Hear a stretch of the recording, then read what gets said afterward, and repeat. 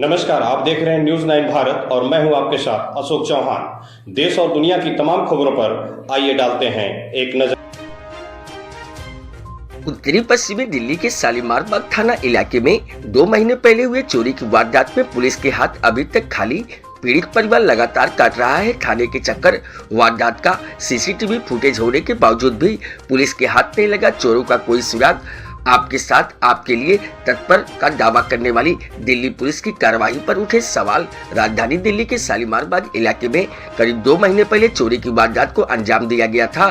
घर में चोरों ने चोरी की वारदात को अंजाम दिया और मौके से फरार हो गए थे। सीसीटीवी फुटेज भी सामने आया था जिसे पुलिस को उस समय दे दिया गया, लेकिन 2 महीने के बाद अब इस मामले में पुलिस को कोई सुराग नहीं मिला और न ही कोई गिरफ्तारी की गई और पीड़ित परिवार लगा रहा है थाने के चक्कर। अक्टूबर महीने का है। अक्टूबर के महीने में घर के अंदर चोरी हुई। जब पीड़ित परिवार को इस बात की जानकारी मिली तो इस बात की जानकारी स्थानीय पुलिस को भी दी गई, जहां पुलिस मौके पर पहुंची और मुकदमा दर्ज किया गया, जिसके बाद पुलिस ने जांच शुरू की और सीसीटीवी फुटेज कब्जे में ले लिया। लेकिन इस मामले में न तो पुलिस की तरफ से आगे की कार्रवाई हुई और न ही पुलिस सीसीटीवी फुटेज के आधार पर कोई गिरफ्तारी की। गिरफ्तारी तो बहुत दूर की बात है, अब तक आरोपियों की पहचान तक पुलिस की तरफ से नहीं की गई है। इसको लेकर पीड़ित परिवार कहीं न कहीं पुलिस की कार्यशैली से असंतुष्ट है और उनका कहना है चोरों को गिरफ्तार किया गया है और न ही उनका चोरी हुआ सामान मिल पा रहा है।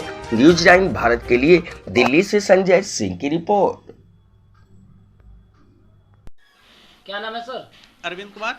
अरविंद जी, क्या है पूरा मामला?